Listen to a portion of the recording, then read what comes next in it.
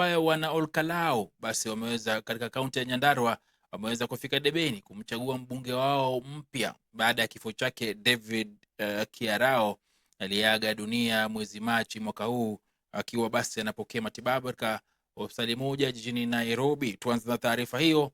Mimi nikiwa wako Dickens Luvanda, basi usiende mbali, tuandamane toka sasa mpaka tamati. Na wanahabari ni baadhi ya watu waliojeruhiwa na kupoteza vifaa vyao vya kazi nje ya kituo cha kupigia kura cha shule ya msingi ya AC Comprehensive mjini Olkalau, kaunti ya Nyandarua, baada ya watu wasiojulikana ambao walikuwa wamejifunika nyuso zao kwa vazi la jampa huku wakiwa wamejihami kwa bunduki kujitokeza na kuwatawanyisha wakazi kwa fujo.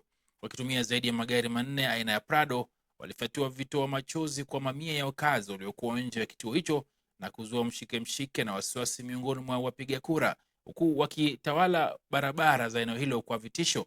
Na kama anavyodokeza Samia Dika, kinyume na ahadi yake Inspector General wa polisi Douglas Kanja kuwa utulivu ungeshuhudiwa Olkalau, tukio la Alhamisi ya leo la watu hao wenye silaha na magari makubwa linaibua maswali mengi ya iwapo ni maafisa wa polisi au wahuni, na mbona wafiche nyuso zao kama wahuni.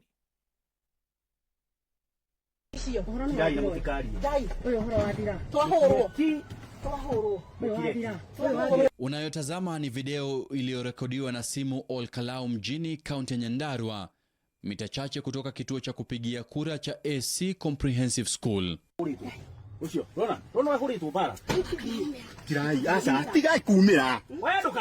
Magari haya 4 meusi aina ya Prado, moja aina ya pickup na nyingine jeupe aina ya Harrier yanaonekana kuwabeba watu waliofunika nyuso zao wakiwa na silaha, lengo likiwa ni wasijulikane ni kina nani.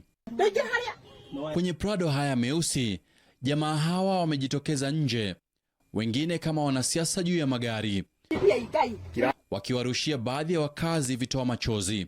Ujio wao unasemekana kusababishwa na hali ya hatihati iliyoshuhudiwa nje ya kituo hicho cha kupigia kura. Mpiga picha wa kituo cha habari cha Nation alidai kunyang'anywa kamera yake baada ya kichapo. Ripota wake pia akilazimishwa kusalimisha simu yake ya mkononi kwa mtutu wa bunduki kutoka kwa jamaa hawa wasiojulikana ni polisi au wahuni, walikotoka kusijulikane. These allegations of some other persons who are causing havoc in the Olkalau must be investigated thoroughly, and anyone who is culpable must be arrested regardless of their what they were doing and who deployed them to Olkalau. Whether they were deployed by the Inspector General and they went and misbehaved, they must be dealt with finality.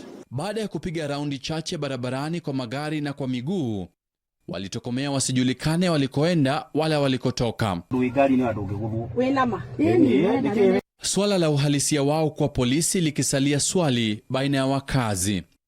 Na iwapo wao ni polisi, mbona wafiche nyuso zao kinyume na amri ya mahakama iliyotolewa Agosti 14 mwaka 2024? Na mbona wawavuruge wanahabari wasiokuwa na hatia na wanaosaka kuwafahamisha Wakenya kuhusu matukio katika eneo bunge la Olkalau lililopata umaarufu mkubwa na kuwaacha Wakenya wengi wakijiuliza nani angeshinda ubunge upya? Samia Dika, Dira ya Hope TV.